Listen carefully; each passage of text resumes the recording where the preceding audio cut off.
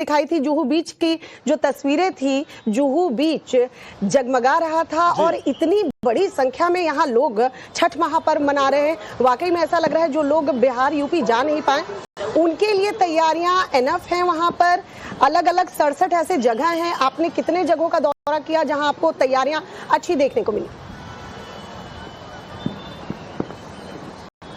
जी देखिए, तैयारियों की अगर बात की जाए तो अब वो कोई मायने नहीं रखते हैं, क्योंकि भक्ति का जब जन सैलाब होता है तो आस्था लोगों को कहीं ना कहीं अपनी पूजा करने के लिए इतना कर्मठ कर देती है कि लोग तकलीफों को भूल जाते हैं। और इस समय फिलहाल जुहू बीच पर जो तस्वीरें आ रही हैं वो काफी ज्यादा मन को मनमुग्ध कर देने वाली हैं, भक्ति भाव से भर देने वाली हैं, क्योंकि भक्ति जन सैलाब आप जिसे कह सकते हैं वो इस समय जुहू बीच पर तस्वीरों के जरिए आप समझ सकती हैं कि इस समय कम से कम 50 से 80 हजार लोग इसी जुहू बीच पर मौजूद हैं। और समंदर की जो ऊंची ऊंची लहरें हैं वो भी कितनी खतरनाक है, क्योंकि हाई टाइड थोड़ी देर पहले ही खत्म हुआ है, लेकिन समंदर का जो रौद्र रूप है वो कम नहीं हो रहा है। ये इसी वजह से जो प्रशासन है, पुलिस है, बीएमसी के जो लाइफ गार्ड हैं वो भी मौके पर तैनात है कि कहीं कोई किसी तरीके अप्रिय घटना ना हो जाए। तो वहीं पर 6:30 बजे जो है बताया जा रहा है कि सूर्य उदय होगा और उसी की वजह से अब धीरे धीरे जो व्रती महिलाएं आप देख सकती हैं जो बैठी हुई थी अब धीरे धीरे समंदर की तरफ आने का रुख कर रही हैं। तो वहीं आसमान में भी उगते हुए सूरज की जो एक लालिमा होती है, प्रतिकृति होती है, वो धीरे धीरे आसमान में रोशनी के तौर पर दिखाई देनी शुरू हो गई है। यानी किसी भी वक्त सूर्य उदय होगा, लेकिन उसी के साथ साथ ही 4 दिन का जो एक महापर्व होता है जिसके लिए परिवार के लिए महिलाएं निराजल व्रत रहती हैं, कठोर तपस्या मानी जाती है छठ की पूजा को लेकर, वो पूर्ण हो जाएगी। खुशी इस बात की होगी कि 4 दिन के लंबे इंतजार के बाद छठ पूजा कंप्लीट हुई है और अगले साल वापस से जो है पूजा करने का वो होगा। लेकिन लोग जो यहाँ पर इस समय पहुंचे हुए हैं इस स्थिति को भी समझनी पड़ेगी कि संख्या इनकी इतनी ज्यादा है। मुंबई में करीबन 22 लाख से ज्यादा उत्तर भारतीय रहते हैं जो उत्तर प्रदेश और बिहार के यहाँ पर है। कई ऐसे सौभाग्यशाली हुए हैं जिन्हें रेलवे की टिकट मिली है या किसी साधन से वो अपने गाँव जा सके हैं। बहुत से ऐसे लोग हैं जिन्हें मौका नहीं मिला है तो वो अपने परिवार के साथ यहाँ पर पूजा कर रहे हैं और लगातार भीड़ बढ़ती चली जा रही है। आप देखिए जितने भी एंट्री गेट्स हैं वो लगभग चौकअप हो चुके हैं। पुलिस लगातार जो वॉच टावर्स है उनके जरिए अनाउंसमेंट कर रही है कि अलग अलग गेटों के जरिए आप अंदर जाने की कोशिश करें। ड्रोन के जरिए भी नजर रखी जा रही है कि कहीं कोई स्टैम्पीड जैसी घटना ना हो जाए, क्योंकि कहीं ना कहीं अरेंजमेंट कई बार जब भक्ति जन सैलाब होता है या लोग जब इकट्ठा होते हैं तो जितनी भी व्यवस्थाएं होती हैं वो चरमरा सी जाती हैं। लेकिन फिलहाल यहाँ पर मैनेज करने की बहुत कोशिश की जा रही है।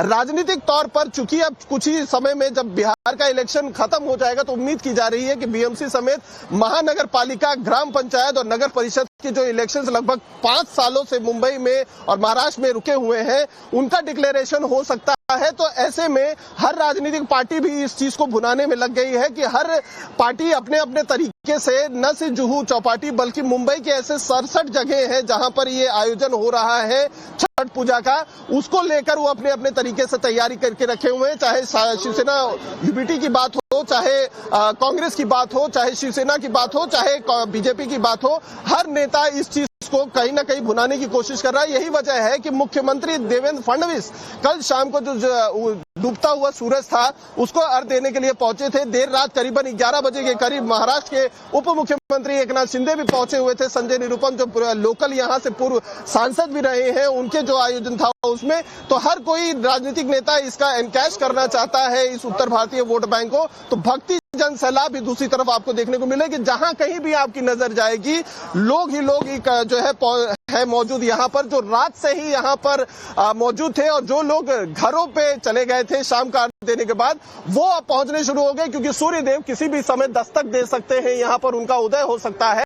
तो ऐसे में जो लोग जो सूर्य के अर्घ देने के लिए सुबह के उगते हुए सूरज को देने के लिए आ रहे हैं उनकी वजह से और भी ज्यादा यहाँ पर भीड़ बढ़ रही है। लेकिन भक्ति का जो यहाँ पर एक माहौल है, छठ मैया के जो गाने हैं यहाँ पर जो बज रहे हैं उसमें कहीं कोई कमी नहीं है और इसी वजह से माहौल और भी ज्यादा मनमुग्ध हो जा रहा है। और जो एक अलग लेवल आप अगर कहें, हम इस समय जब मुंबई के इस जुहू चौपाटी पे मौजूद हैं तो इससे कहीं भी हमें नहीं लग रहा है कि महाराष्ट्र के किसी शहर में मौजूद है। हमें लग रहा है जैसे यूपी और बिहार के किसी एक जो सिटी है वहां पर मौजूद है, क्योंकि जन सैलाब उत्तर भारतीयों का खास तौर पर यहां पर मौजूद है। हर कोई एक टक नजर से आसमान की तरफ देख रहा है कि किस तरीके से भगवान सूर्य का उदय होगा और उन्हें जो अर्घ्य है देने के बाद इस भक्ति महाजन सैलाब के साथ जो महाआस्था का पर्व है छठ पूजा उसका समापन होगा। लेकिन लोगों में इस समय जोश है, व्रती महिलाओं में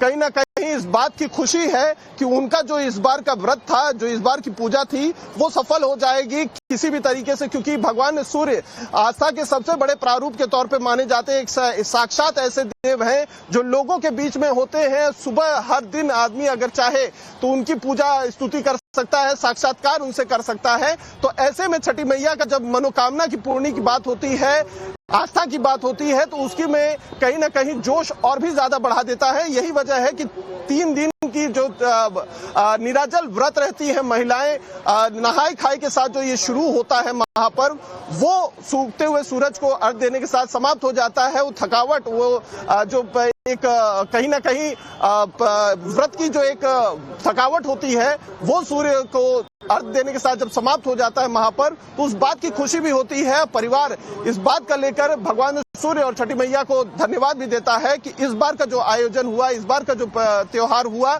वो सही तरीके से सकुशल बीत गया। तो आप इस समय जो जुहू बीच की हमें नजरें देखने को तस्वीरें मिल रही हैं, वो बेहद ही ज्यादा मन मुग्ध कर देने वाली है और जितनी भी इसकी व्याख्या की जाए वो कम है। हालांकि चूंकि लोगों के बीच में जाने की वजह से नेटवर्क के बहुत सारे इश्यूज आ रहे हैं, क्योंकि जितनी अरेंजमेंट यहाँ पर की गई थी उससे कई गुना ज्यादा एक्सपेक्टेशन से लोग यहाँ पर आ गए, भक्ति सैलाब आ गया है। और आप देखें लगातार आसमान की तरफ लालिमा बढ़ती चली जा रही है, क्योंकि सूर्योदय का जो समय है वो करीब आ गया है। और यही वजह है कि जो महिलाएं परिवार के साथ यहाँ पर जुहू बीच पर के तरफ थी, अब धीरे धीरे समंदर की तरफ जाने लगी है। इसी वजह से समंदर का जो किनारा है उस पर लगातार भीड़ बढ़ती जा रही है और इसी वजह से मुंबई पुलिस की अनाउंसमेंट भी लगातार बढ़ती चली जा रही है।